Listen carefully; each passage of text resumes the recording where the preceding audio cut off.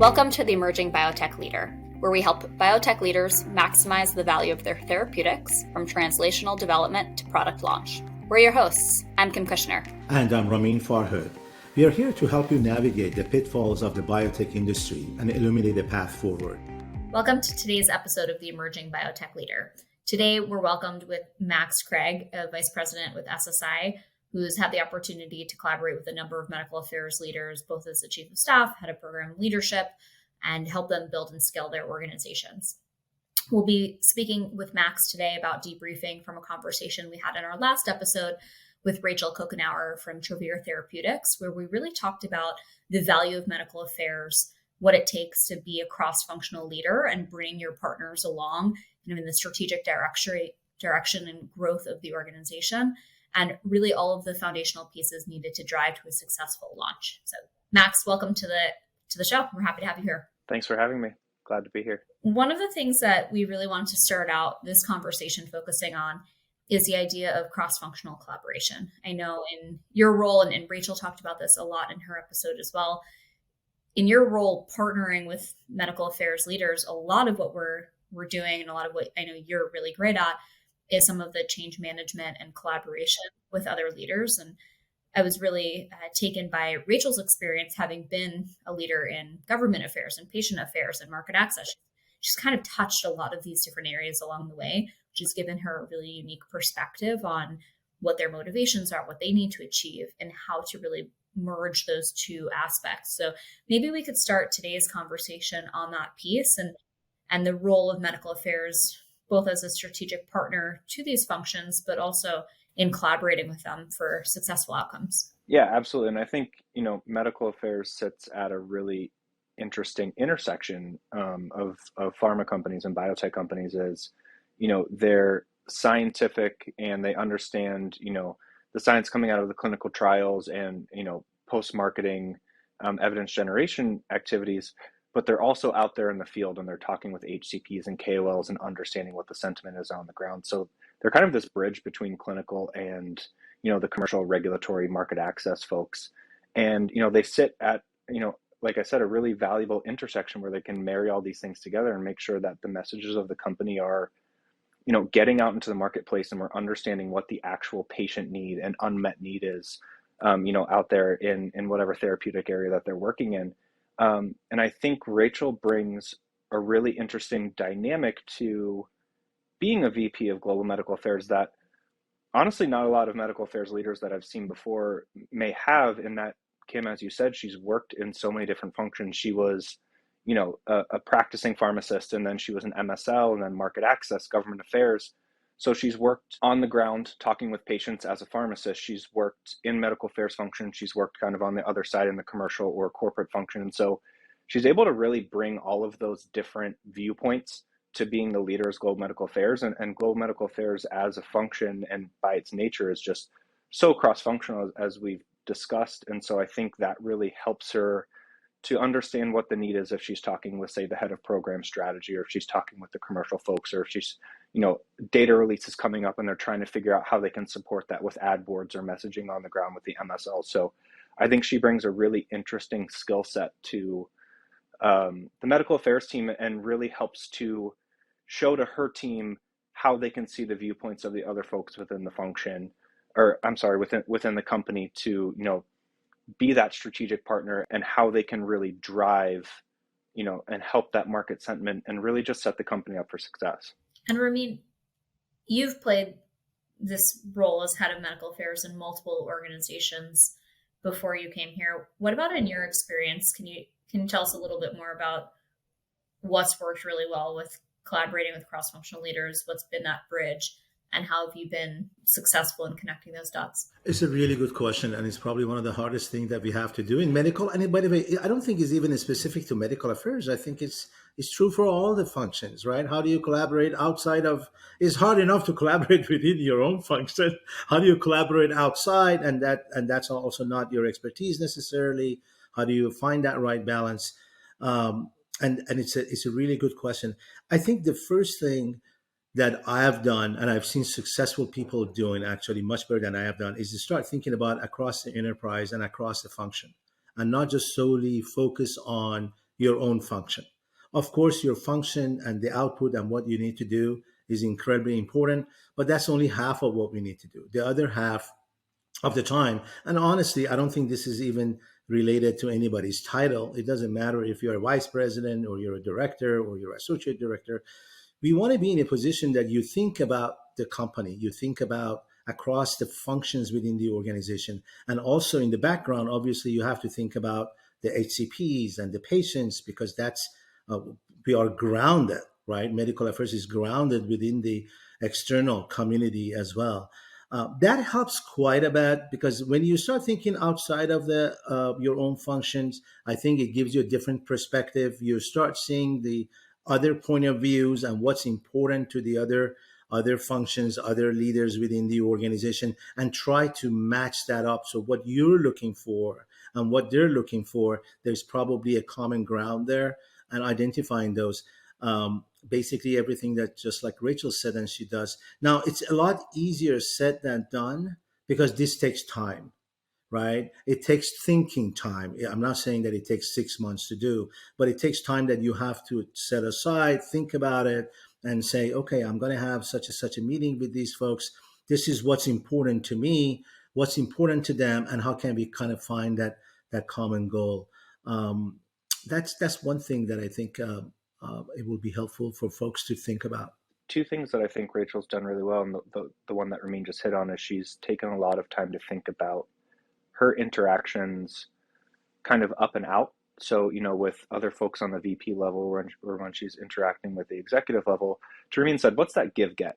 Like, what is she going into that meeting to give? What is she going to share? And what does she hope to get in return? So she goes into these meetings with a purpose, so she can show, one, to show the value to these folks that medical affairs can bring to them, but also to show the value of being that strategic partner and listening to her cross-functional partners, and intaking their needs and bringing that back to her function, and really showing how medical affairs delivers, but also intakes and helps others deliver as well. And then another thing that I thought of that she's just rolled out to her team is, she's kind of, it's kind of a 4 layers of leadership. So there's individual contribution, that's kind of the inner layer of leadership. Then there's being a leader of leaders, an enterprise leader, and then an external leader. And she's, working on herself to grow into all 4 of those areas, but also working with her leadership team and all of their direct reports to grow in these 4 areas as well. And really just trying to continue that upward development of all the people within her function to continue that value build. So I think those are 2 things that she's putting into practice, both, personally, and then for her function to just continue to drive that value creation. So that's one of the key themes that I'm hoping we can maybe tease out a little bit more, which is really around this definition of the value of medical affairs. In my experience, and I think that both of you have had many additional experiences above and beyond my own, it's incredibly challenging to tell the story of what medical affairs can do for the organization in terms of value and results, and translate it in a way that is not just in the hypothetical sense. I know in the last episode, I gave the example of, if I'm going to the doctor myself or with a family member, my expectation of a physician as a patient, and how do we work backwards on the why to the industry so that we can really shape the work we're doing. But using that similar lens, how do we customize that narrative within every organization that we're talking about so that it's really tangible in terms of the value that we're providing? And maybe to take that question a step further for the both of you to think about for a moment, Ramin, you brought up the point of time, and you were referring to time in the concept of taking the time to think and evolve. But I would also pose the same time-related question on the value of medical affairs, because one of the biggest challenges with the value is that medical efforts take time.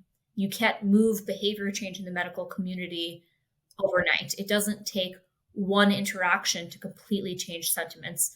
We're talking about deeply ingrained understandings and behaviors that we have to shift mindsets and industries and behaviors related to. And that takes time. And most organizations are impatient, especially in biotech, where we don't have the time and money to do it. So would love for both of you to maybe react to this concept of value definition within an organization, as well as how to address the temporal element of the work that we have to do in medical. Yeah, I mean, I think a lot of the work that medical affairs done over the last, year and a half that Ramin and I have been on the ground there has been how can we quantify some of these longer term initiatives. And so I'm thinking about, changing KOL sentiment and behavior, through MSL interactions. So now they have a tool that, Kim, to your point, it's a tool that's used at most on a quarterly basis, but likely every 6 months where you're measuring, KOL changes in behavior. That's a long term, every 6 months you're going to say, how have I moved the needle on this specific KOL? And you hope to get, a year or two of data so you can kind of see that trend line go, up to where they're being an advocate. But it's different than, oh, I got 20 KOLs to write, 150 prescriptions this week, on the sales team. That's, great metrics. Those are hard metrics. We know what those mean. So there's been some of that. And there's also, looking from a scientific communication standpoint, we're looking at messaging for the next 2 years for these programs. And so it is really hard because, like you said, all of these behavioral changes and messages that we want to put out there, some of them are time-based strictly because when, publications will accept a manuscript, or when you can submit an abstract and have a poster at a Congress. And some of that is kind of set for you on that time-based spectrum. But some of them, like you said, is it's changing that behavior, and that takes time. And how do you measure that and quantify that, even if it's over a long period of time? And I think medical affairs and Rachel has done a really great job of putting some tools in place to measure that. But I would say the counter to that is a lot of companies, I think, really start to think about those robust medical affairs metrics too late. And the earlier that you can start those, so you can start to build those baselines and get that data coming in on that behavioral change or on the messages that you want to put out. The earliest you can do that leading up to launch. And I know, Kim, like you said, funds are usually tight for a lot of these small biotechs, and you got to figure out where every dollar is going and what the value return on that dollar is. So it can be really tough to make the case for this, but I think, as we start to see it be more and more effective at a lot of smaller biotechs, I think it's getting out there in the industry that medical affairs is that strategic partner. They can make all these changes. They can, prepare the market really, really well in the 2 years leading up to launch. And if you want to have that successful commercial launch, post, day one, week one, month one, year one, you have to have that market preparation, and that's medical affairs. And I think it's really just how do we create those metrics and create that understanding of the value that medical affairs does 2 years leading up to launch. Yeah, no, I agree with everything you're saying, Max. Just kind of build up on that. There are a few things that you even have to do before you do anything else. One is you have to define what that value is for that particular company slash the folks that you're talking about, which is what we talked a little bit earlier about cross-functional. Because the value, depending on the company, where the firm is at, whether they're at very earliest stages, they're 3 years from launch, maybe they have two products already in the market, the value of medical affairs shifts, and that storytelling needs also to shift and meet that value, right? So I think that's really, really important, because we have a tendency of going to different, whether it's a company or a client or whatever the case may be, communicating the same value that we have always been. And that particular firm may be in a complete different spot and that value may not quite resonate with them. So that's one thing to understand. And you have to be really in tune with that. One thing that I do personally is that I listen to the investor calls, to be very honest, because that's where I can hear from the CMO, I can hear from the CEO. If there's a CSO on the call, I see what questions are coming on. And I figured this out just maybe 7-8 years ago, and it completely changed my thinking about across enterprise and what does that really mean, what's really important to the CMO, CEO, to the firm, what type of questions are coming in from the investors. And that was very eye-opening, and I learned quite a bit from that. It helps me, again, to bring in the value or craft the value story of medical affairs, that next time when I'm in front of the board or the executive team, I can kind of be in the same thinking with them, right? That's really, really important. I think that's kind of like the first step. The other one, with regards to the value, the execution is absolutely important. You've got to be able to execute and get things done and have an outstanding result. But the strategy is even more important, right? If you're bringing the value to the board of directors or you're talking to the C suite, right? People, the value needs to be focusing on your strategy and your thinking, as opposed to we're going to do 5 ad boards, 20 publications, 500 interactions, right? That, I'm not saying that's not important, but that's a smaller piece of the conversation, and you want to focus on this strategy. And again, if overall you think about it, the value that we bring in is what? We generate data, we disseminate, communicate that data, and we engage with our stakeholders, right? And that's pretty powerful for medical affairs. But you have to anchor your listeners in those areas as well, because quite honestly, we do have a lot of educating and re-educating cross-functionally as well. That's why it takes a little bit sometimes challenging for us in medical. But that's kind of the way I would see it. Yeah, I think those are really critical points, Ramin and Max. Same. I agree with everything that you said there. The other area that maybe to pull on that Max you were kind of alluding to is how do we talk about return on investment in medical affairs? We all fundamentally know that everything you just described, Ramin, is critical to success, but we cannot attribute dollars and cents outcomes in the same way that we can in a more commercial setting. So it's a little bit more nebulous in that kind of an understanding. And I think that trips people up in terms of attributing value, because often that value is not necessarily dollars and cents in the same way, but it is opportunity cost. It's the fact that your sales team might take double the amount of time to have an impact in the field because the market, to your earlier points, wasn't ready to understand what they're even trying to say after you get to the point of launch. And now you're not seeing an uptick from an investor point of view in your revenue for much, much longer, because it's going to take so much time for people to actually see the potential of the products that you're bringing to market. Or, once you actually do get there, what's the true clinical pull through? Are people writing the scripts in the way that you had forecasted? And I would envision that those forecasts look really, really different when there's heavy demand that the medical community understands fundamentally why what you're bringing to market is differentiated for their patients. So they know which patients are going to benefit. And in fact, they have a wait list because they know I have 40 patients that will be fantastic on day one, the minute that I can prescribe this, and I can't wait to offer this to them. That's a very different scenario than when you haven't laid this groundwork. And I think the concept of ROI is very much in this like opportunity cost kind of mentality that I think is just different than how we're used to talking about returns, from a corporate lens. And I know a lot of work has been done, and we have case studies on, Kim, like you were saying, the difference in uptake with different levels of market preparation by global medical affairs. And to your point, those uptake curves are so much longer when you haven't had medical affairs out there beating the drum, whether that's through, one-on-one KOL engagements, CMEs and symposia at congresses, very effective booths, a robust med info function within medical affairs. And a lot of work has been done to showcase the value that adds in the, like you said, those day one prescriptions. Do we have kind of a waiting list to get patients, on the therapy? Do we have, once that initial set of patients is prescribed, do we have that next level? Do we have that kind of continued demand from HCPs because they see the long-term value of our product? And, that really comes from medical affairs preparing the market really, really well. And that starts 2 years before launch or more.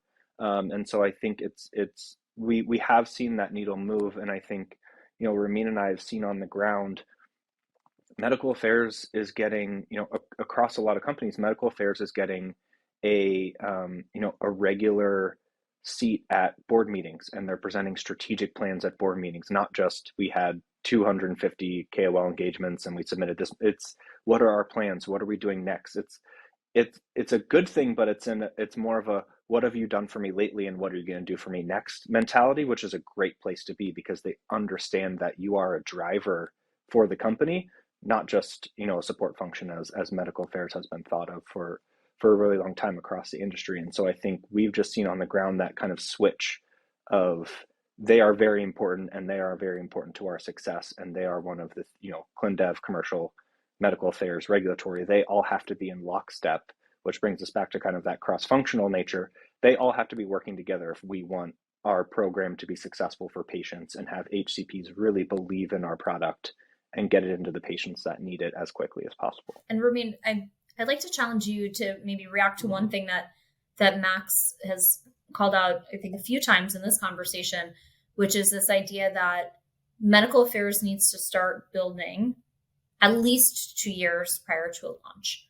And I think that holds true in a traditional drug launch, in well understood therapeutic areas, even in more rare diseases where there might be some baseline understanding, maybe not a lot of competition in the space. But Ramin, you've been involved in launches where it's ultra rare disease, and medical affairs can't wait to 2 years before launch, but really actually needs to be a strategic partner in the early clinical phases, in the phase 1, phase 2 kind of thinking, relative to maybe your experience at Avexis or others in the gene therapy, where you're bringing a whole new modality to the market. You're changing the landscape of payers and providers and patients understanding the core fundamentals of what you're even offering them. That work takes a lot more than 2 years. And it does need to happen in parallel to your clinical programs to even be able to recruit patients. So can you maybe react a little bit to the variables that contribute to the right timing to really think about medical? Ideally, we want to start sooner and sooner, but you also have to keep in mind that the resources sometimes are not there.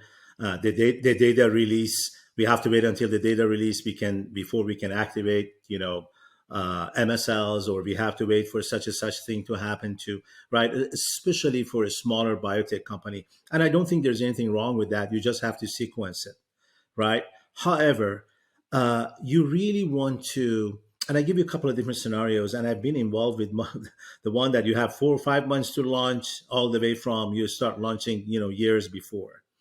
I think what you see, and I'm going to try to connect everything together, what you're going to see the trend going forward, I think, is going to be getting medical affairs involved, just like what you said, Kim, early on. The earlier, the better, right? Even in the preclinical development, the studies, and getting that insights. By the way, why? It's not just because we want to have additional persons sitting at the table at the table. It's because medical is closest to the insights, to the external folks, right? We're running our advisory boards. We have, team on the ground. Even if we don't have team on the ground, we still pick up insights, right, and information differently, and some of our other colleagues within the organization. So we want to bring those back on, and having those discussions early on, right?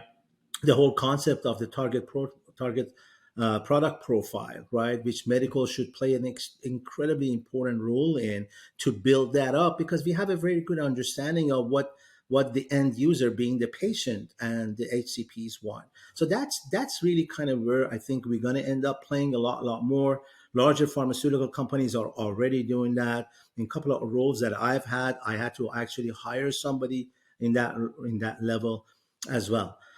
So that's really critical, because that helps. That's really where the launch actually starts. If you think about it, if you go really, really back and peel everything off, it just starts from that conversation on what is the product that we want to bring into the market looks like, and why does it have to look like this versus that, right? Now, anywhere from there on, you can absolutely catch the train, and there's nothing wrong with that necessarily, right? But the sooner you catch that train, I think the more successful the launch for the organization will be, for all the reasons that we just mentioned about. Not to also forget about our scientific platform and the communication messages and scientific statements that we get out there, which is the core of everything we do at the company, right? And medical has a potential and opportunity to drive that earlier on. And as you mentioned before, Kim, changing behaviors and people getting educated on something new or something different that is coming to the market takes time,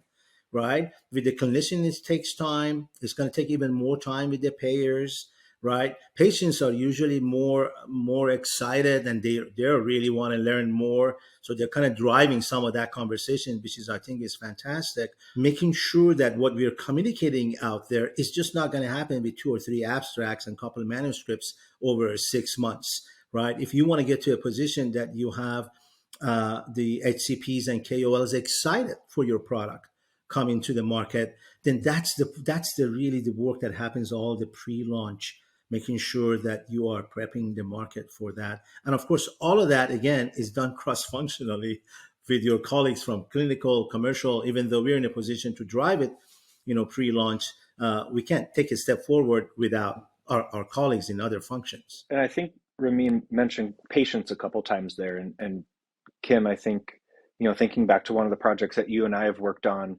not necessarily an ultra-rare disease, but a patient community that needed to be engaged with really, really early, phase 1, healthy volunteer, translational preclinical, like very, very early on, simply because of the nature of that patient community. And that's done through medical affairs. So not necessarily an ultra-rare disease or a gene therapy, which also, on a gene therapy project that I worked on, and a lot of times when you get in these ultra rare diseases, they're very, patient group driven. And a lot of those patient groups are, parents or care providers for someone who has that disease.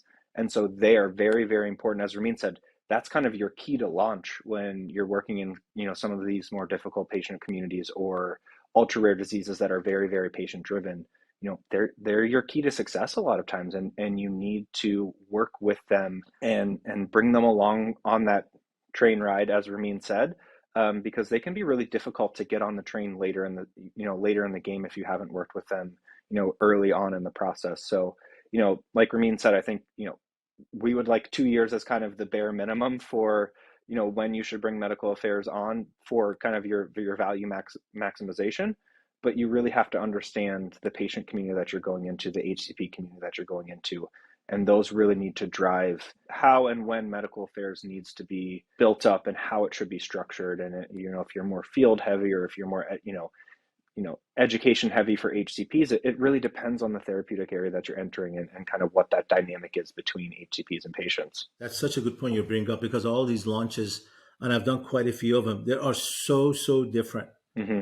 Right. I remember when we were bringing gene therapy, Zolgensma, for SMA patients, the intensity of our education, it was very, very different than every other launch that I've ever experienced, because there was such a lack of knowledge, right? For gene therapy, it was lack of knowledge even for SMA, because these patients never had any therapeutic for their disease. So we had to go back and kind of really intensify our education on the disease states, why it's important to diagnose these patients early on, what is gene therapy, what are the benefits, what's the safety, and all of that, again, goes back to it does take time.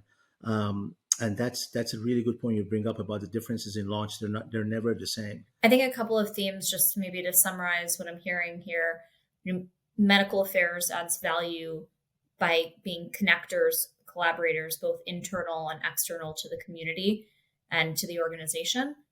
Bringing that insight at all stages of development helps to accelerate both the process for development and launch planning, but it also helps to make sure that what you're doing is really on point with where the community, whether it's the patient community, the caregiver community, the physician community, meeting them where they're at, meeting them where their needs and their demands are, and making sure that we're in a position for the products and the assets that we're bringing to market to be as successful as possible.